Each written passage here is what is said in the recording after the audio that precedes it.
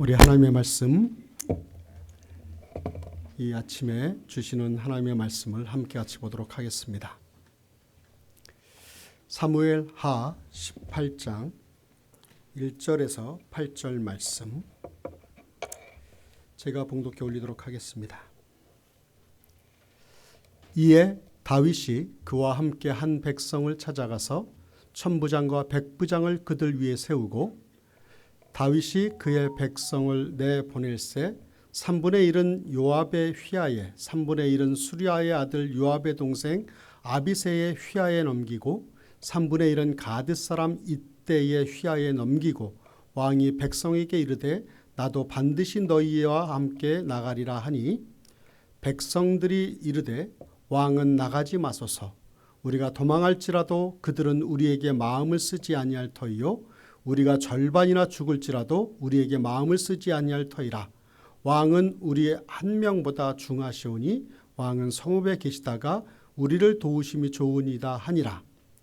왕이 그들에게 이르되 주 너희가 좋게 여기는 대로 내가 행하리라 하고 문 곁에 왕이 섬에 모든 백성이 100명씩 1000명씩 대를 지어 나가는지라. 왕이 요압과 아비새와 이때에게 명령하여 이르되 나를 위하여 젊은 압살롬을 너그러이 대우하라 하니 왕이 압살롬을 위하여 모든 군 지휘관에게 명령할 때에 백성들이 다 들으니라. 이에 백성이 이스라엘을 치러 들로 나가서 에브라임 수풀에서 싸우더니 거기서 이스라엘 백성이 다윗의 부하들에게 패하매 그날 그곳에서 전사자가 많아 2만 명에 이르렀고 그 땅에서 사면으로 퍼져 싸웠으므로 그날의 수풀에서 죽은 자가 칼에 죽은 자보다 많았더라. 아멘. 우리는 새해를 들어서 올 한 해에 우리가 나아가야 될 방향, 또 우리가 이루어야 할 목표를 우리가 다시 시작하자라고 하는, 다시 시작해라고 하는 제목으로 주제로 우리가 계속 말씀을 나누고 있습니다. 그래서 지난주에는 우리가 다시 시작하려면 어떻게 해요? 은혜의 끈을 붙잡자라고 그렇게 말씀을 전했습니다. 오늘은 이제 우리가 다시 시작하려면 넘어진 그 자리에서 일어나라 라고 하는 제목으로 말씀을 나누도록 하겠습니다. 사실 우리가 인생을 살다 보면 느릿느릿 걸어갈 때가 있고요. 또 뛰어갈 때가 있고요. 또 머물러 서 있을 때도 있습니다.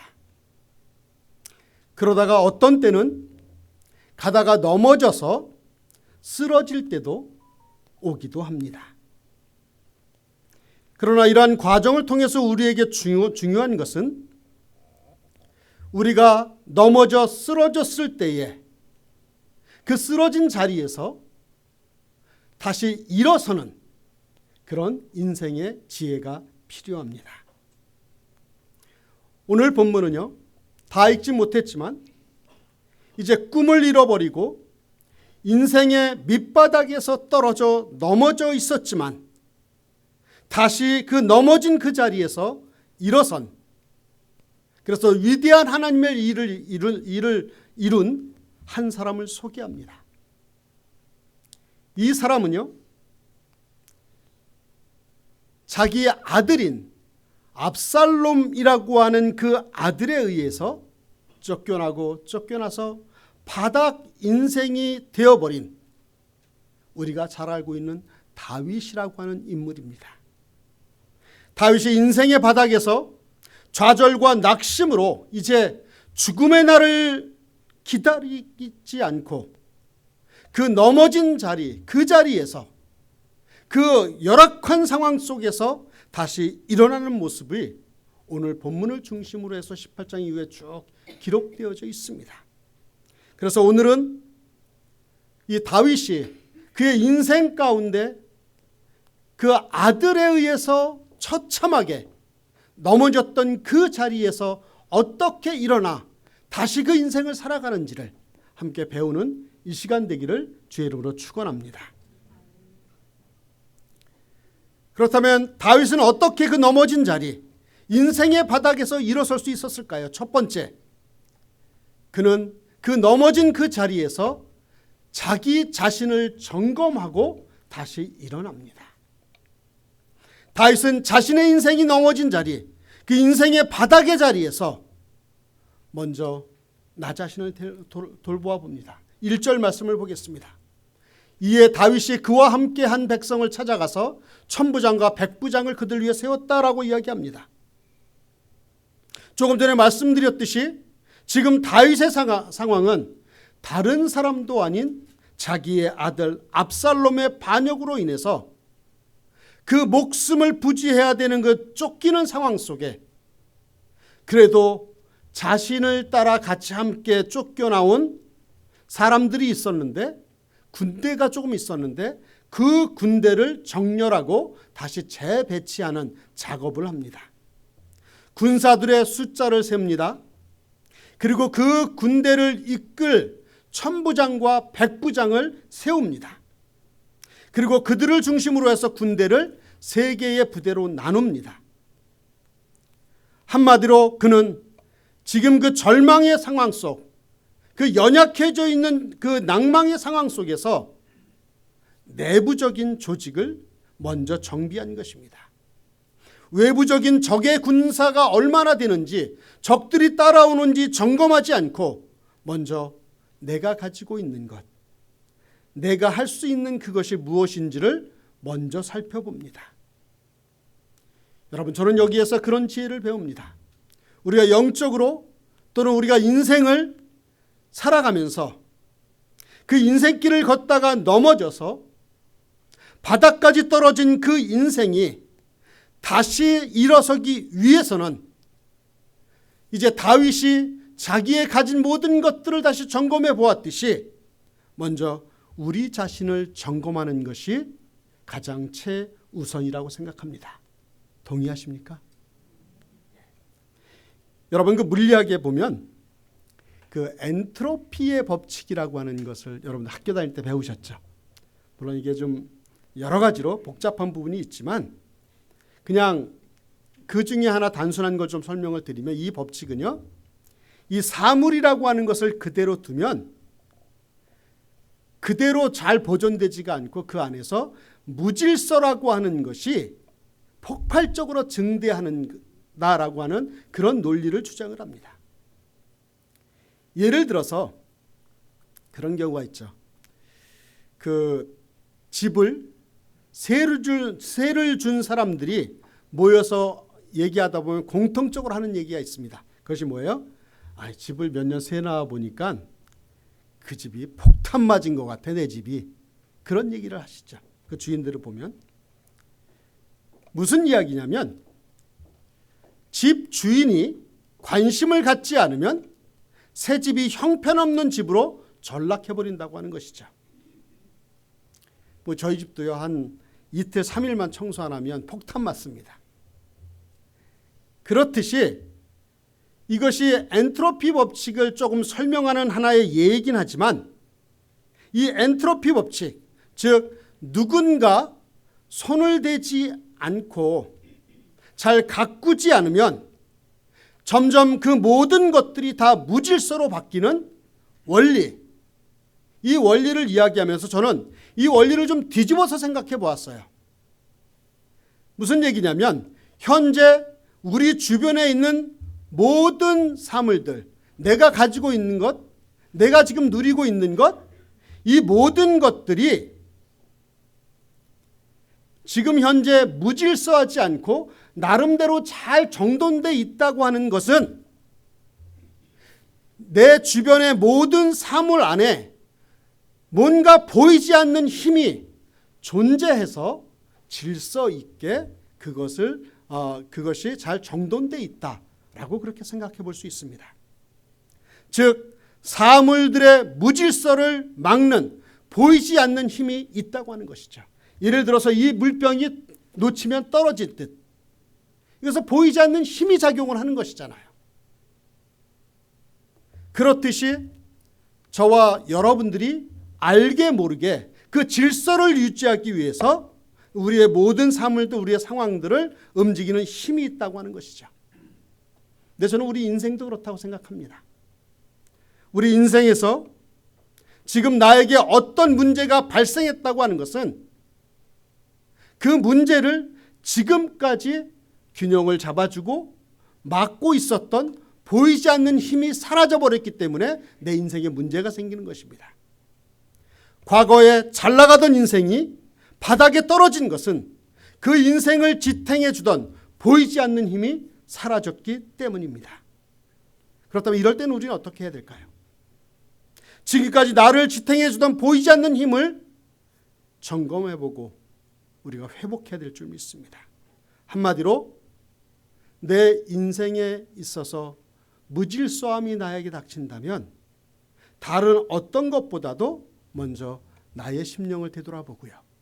내 마음을 점검해보고 나 자신을 되돌아보는 그런 시간이 있어야 될 줄 믿습니다. 그런데요, 많은 사람들은요, 이런 경우에 자기 자신을 되돌아보거나 자기의 마음을 점검하는 것에서 시작하지 않고 어떻게 합니까? 자꾸 환경을 바꾸어 보려고 해요. 환경을 탓해요. 그래서 어떤 분들은요, 조금 지겨우면 집을 바꾸기도 합니다. 이사 가기도 해요. 또 어떤 사람은 어떻게 해요? 집안의 가구를 바꾸어 보기도 합니다. 또 어떤 분들은 어떻게 해요? 미장원 가서 빠마도 해봐요. 그리고 또 어떻습니까? 차를 바꾸어 보기도 합니다. 이것은 일상생활이고요. 더 나아가 신앙생활에 문제가 생기면 어떡합니까? 어떤 사람은 교회를 바꿉니다. 여러분, 그렇지 않습니다. 그렇게 해서는 절대 문제가 바뀌질 않습니다. 우리 주변의 환경과 사람들이 바뀌어도, 아무리 바뀌어도 내 심령의 변화가 없다면, 내 마음이 변하지 않는다면 아무런 소용이 없다고 하는 사실이에요. 동의하십니까? 아무리 나의 주변이 바뀐다 할지라도, 아무리 다른 사람들이 즐겁다 할지라도 내 마음이 바뀌지 않으면 그것은 기뻐할 수가 없는 것입니다. 아무 소용이 없죠. 그래서 잠언 4장 23절에 우리가 잘 아는 말씀은 이렇게 이야기하고 있죠. 같이 읽어볼까요? 시작.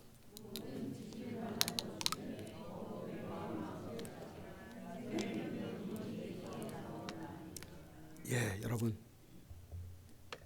하나님의 백성들은요, 문제가 닥치면 그 넘어진 자리에서 자기 자신과 자기의 믿음을 점검해 보아야 됩니다. 이것을 한마디로 생활에, 또 믿음 생활에 기본으로 돌아가야 된다는 말과 저는 똑같다고 생각합니다. 기본으로 돌아가는 것. 기본으로 돌아가는 것.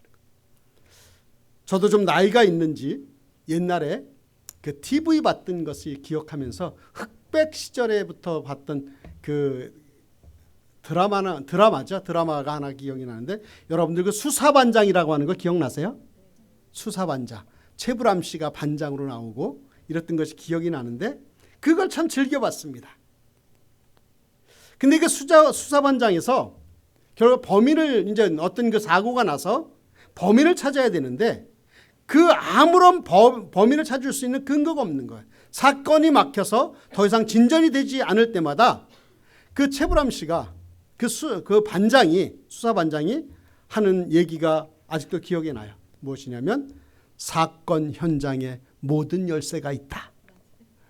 사건 현장에 모든 열쇠가 있다. 그래서 그것이 떠올라서 형사들이 사건이 풀리지 않고 오리무중일 때는 다시 그 사건 현장을 찾아갑니다. 그래서 처음부터 다시 점검을 하게 되는 것이죠. 그래서 현장에서 발견된 단서를 가지고 사건을 해결하면서 따다다단 하면서 음악으로 끝나던 그 드라마가 제가 기억이 납니다. 여러분, 무슨 말입니까? 우리의 모든 문제가 해결이 되고 우리의 삶이 다시 시작되려면 어떻게 해요? 기본으로 돌아가야 돼요. 기본에 문제가 있는 겁니다. 우리도 신앙생활에 문제가 생기면, 가정에 문제가 생기면, 교회가 문제가 발생을 하면 어떻게 해요? 가장 기본으로 돌아가셔야 됩니다. 그 기본이 무엇이죠? 우리가 찾을 그 기본은 무엇입니까? 저는 기도와 말씀이라고 생각을 합니다. 기도와 말씀으로 돌아가야 되는 거예요. 그러므로 저와 여러분들이 영적으로 넘어져 있다면 제일 먼저 기도의 자리로 나아가시기 바랍니다. 기도로 보이지 않는 하나님의 능력을 받아야 될 줄 믿습니다. 또한 다른 때보다 더욱 예배의 자리를 지켜서 하나님께 예배하는 그런 우리의 삶이 회복되어야 될 줄 믿습니다.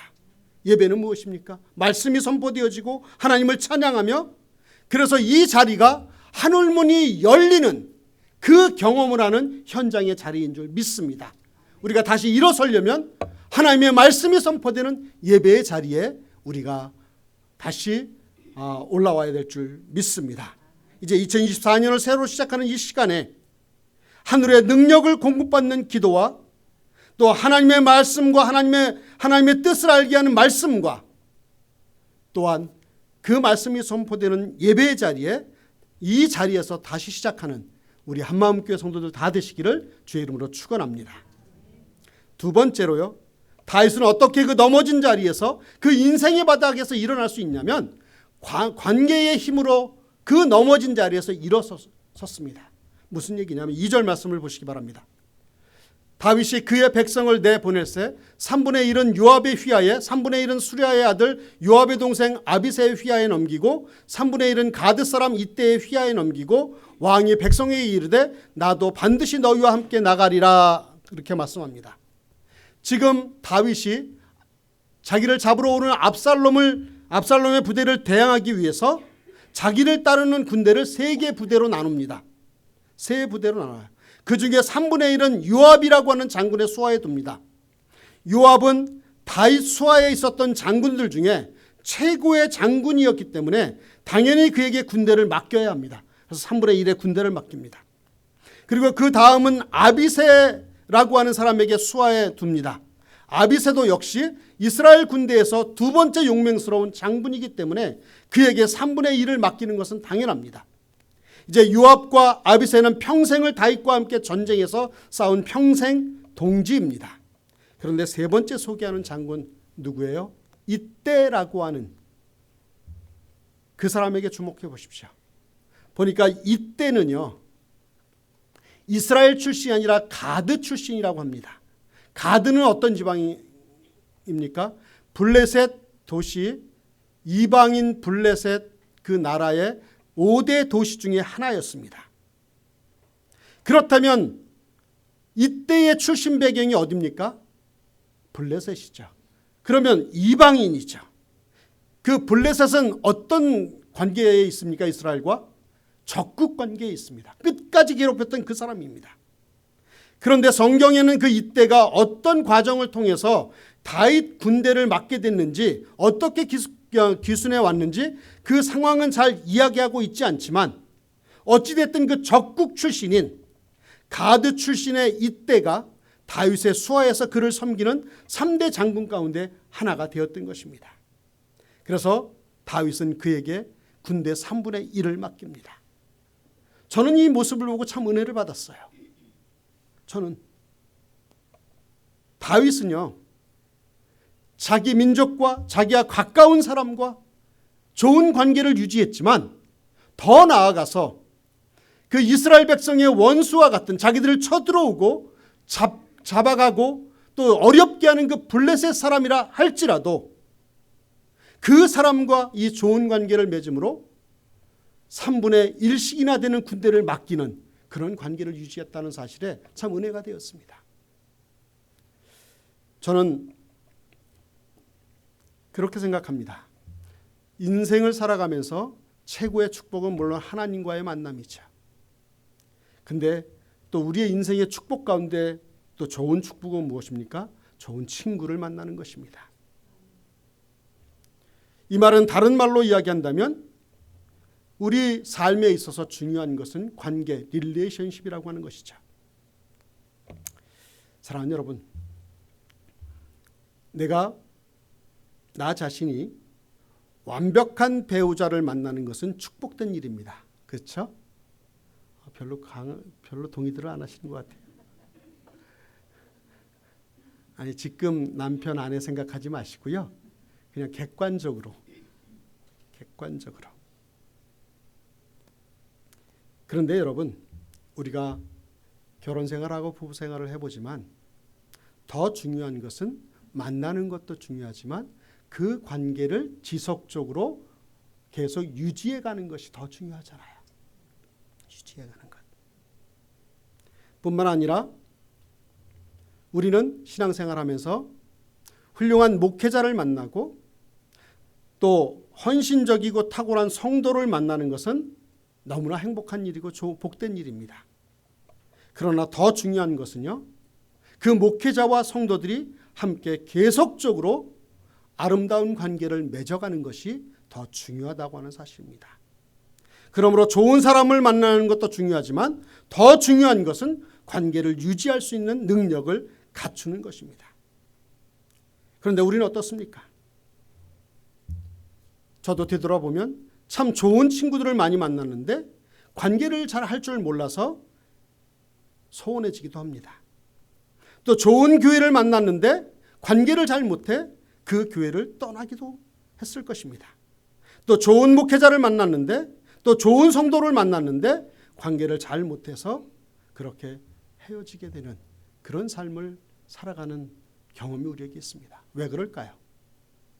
우리는 왜 그럴까요? 다 같이 믿는 사람인데 교회 안에서 또 한 믿음의 사람이라고 하면서 그리스도 안에서 형제여 자매된 사람이라고 하면서 우리는 왜 그런 경험을 하게 될까요? 저는 문득 그런 생각을 해봤습니다. 왜 그럴까? 그것은 각자가 가지고 있는 마음의 가시 때문에 그래요. 가시 때문에. 여러분, 제가 한번 이것을 예화로 든 적이 있던 것으로 기억이 나는데 이 가시 하면 생각나는 동물이 하나 있죠. 그렇죠. 고슴도치죠. 고슴도치는요, 그 몸에 3만 개 정도의 가시를 가지고 있다고 합니다.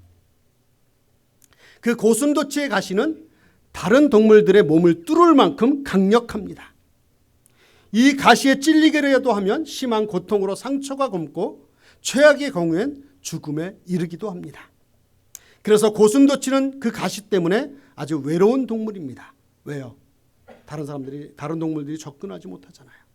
늑대나 양이나 코끼리나 까마귀, 그들은 떼로 지어서 다니지만 고슴도치는 떼로 다니지 않고 늘 혼자 다닙니다. 사랑하는 여러분, 이 고슴도치의 모습 속에서 여러분들은 무엇이 보이십니까? 저는 제 모습이 보여요. 우리 모습이 보여요. 우리의 이민 생활, 또 유학 생활, 또 주재원 생활은 얼마나 계속 외롭고 고달픕니까? 그래서 쉽게 지칩니다.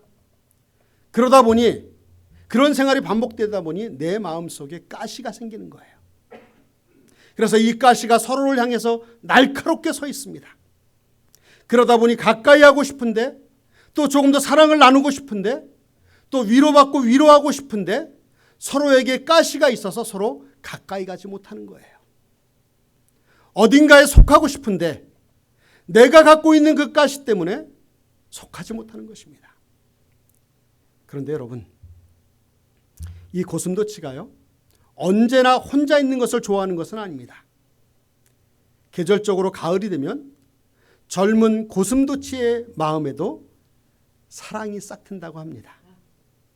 그래서 사랑하는 총각 그 고슴도치는 처녀 고슴도치를 찾아간다고 합니다. 그렇다면 이 고슴도치, 이 남녀 젊은 이 고슴도치가 어떻게 사랑할까요? 이 사랑은 사실 서로에게 가시가 있기 때문에 위험해 보입니다. 그래서 고슴도치들은 사랑하는 그 상대방을 향해서 자신이 갖고 있는 날카롭게 세워진 그 가시를 최대한 힘을 다해서 내린다고 합니다. 그래서 가시를 내리고 사랑하는 그 상대방과 함께 심지어 스킨십을 하고 춤을 춘다고 합니다. 저는 기적 중에 하나가 바로 이런 고슴도치들 사이에서도 이런 사랑의 관계가 형성된다고 하는 것이죠. 가시가 있었음에도 불구하고 그 가시가 상대방에게 찔리지 않도록 최대한 자기 몸속으로 파고들게 해서 그렇게 사랑을 나누는 이 모습. 여러분, 좀 우리도 이런 관계가 좀 필요하지 않을까요? 이런 사랑의 관계. 서로에게 가시는 있지만 그 가시로 인해서 다른 사람을 찌르는 것이 아니라 그 가시를 최대한 낮춰서 서로 함께 나눌 수 있는 그런 관계. 그리고 저와 여러분들은 어떻게 보면 이 사랑의 관계를 위해서 상처를 받을 각오를 해야 될 수도 있습니다. 그러므로 우리는 누군가와 관계를 맺을 때에는 이 상대방의 가시에 찔릴 각오를 하고 또 그 관계를 맺어야 되는 그런 지혜가 필요합니다. 이 고슴도치와 같은 가시가 우리에게 있으나 상처받을 각오를 하고 나에게 다가온 그 사람들과 또 내가 다가가는 그 사람들과 좋은 관계를 맺기 위해 최선을 다해야 될 줄 믿습니다. 이러한 관계를 통해서 우리는 넘어진 자리에서 일어날 수 있으리라 확신합니다. 2절 말씀을 마지막 부분은 이렇게 이야기합니다. 나도 반드시 너희와 함께 나가리라. 다윗은 자신의 부대를 3계조로 나누고 난 다음에 자신도 나가서 싸우겠다고 합니다. 그러자 부하들이 말려요. 3절 말씀을 다시 보겠습니다.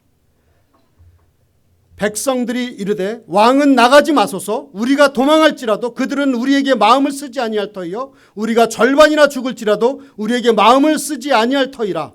왕은 우리 10,000명보다 중하시오니 왕은 성읍에 계시다가 우리를 도우심이 좋으니이다 하니라. 무슨 말입니까? 신하들이 다윗을 보고 우리가 나가서 싸울 테니 왕은 이곳에 계시라고 하는 것입니다. 다윗 왕을 죽이려고 저 사람들이 혈안이 되어 있는데 당신이 앞에 나가서 싸우면 안 된다는 것이죠. 왕의 안전이 우리 백성 전체의 안전이라고 하는 것이죠. 자신들이 죽으면 그뿐이지만 다윗이 죽으면 나라가 망한다고 하는 것이죠. 사랑하는 여러분, 저는 이 모습을 봅니다. 우리가 위기에 처했을 때에 도와줄 그 한 사람, 우리가 위기에 처했을 때에 도와줄 친구, 동역자, 그 사랑하는 사람, 그 관계를 갖고 있는 그 사람이 한 사람이라도 있다면 저와 여러분들은 행복한 인생인 줄 믿습니다.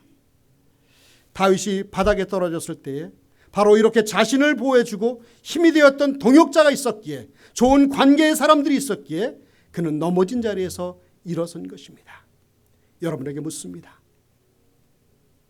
여러분들은 인생의 길을 걸어가다가 넘어졌을 때 여러분을 위해서 같이 일어서주고 격려해주는 그런 관계를 맺는 친구를 만나본 적이 있으십니까? 혹시 그런 경험이 없다면 낙심하지 마세요. 제가 한 분을 소개합니다. 누구요? 예수 그리스도십니다. 요한복음 15장 13절을 보시기 바랍니다. 요한복음 15장 13절에 보면 사람이 친구를 위하여 자기 목숨을 버리면 이보다 더 큰 사랑이 없다라고 이야기합니다. 무슨 말입니까? 이 말씀 그대로 예수님은 십자가에서 저와 여러분들을 위해서 죽으셨습니다. 그분은 우리의 참된 친구가 되십니다. 그러므로 저와 여러분들이 이 예수 그리스도를 친구로 삼고 영원한 친구로 살아가시기를 주의 이름으로 축원합니다.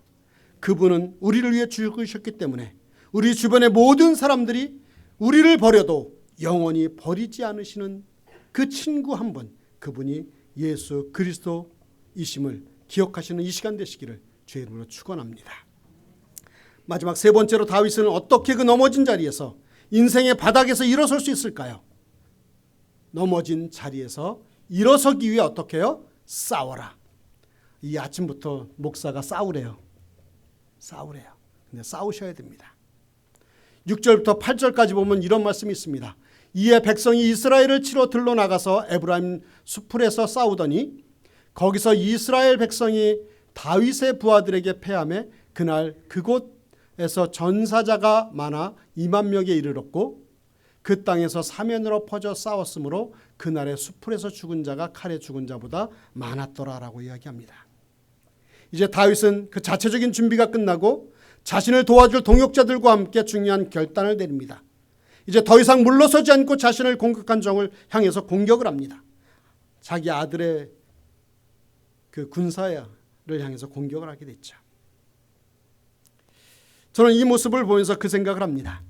여러분, 우리가 인생의 길을 가다가 넘어진 자리에서 우리가 일어나기 위해서는 더 이상 그 자리에 앉아 있으면 안 됩니다. 더 이상 거기서 널풀어져 있으면 안 됩니다. 어떻게 해야 돼요? 일어서야 돼요. 싸워야 돼요.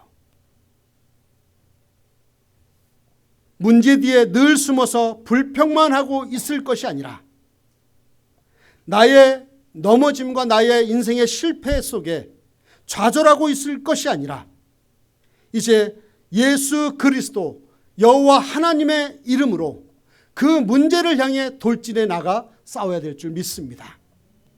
경제적 문제 앞에 또는 건강이라는 문제 앞에 또 어떤 그 우울이나 우울증이나 또 다른 성격적인 어떤 그 장애 앞에 좀 이래봤으면 좋겠어요. 자, 덤벼봐라.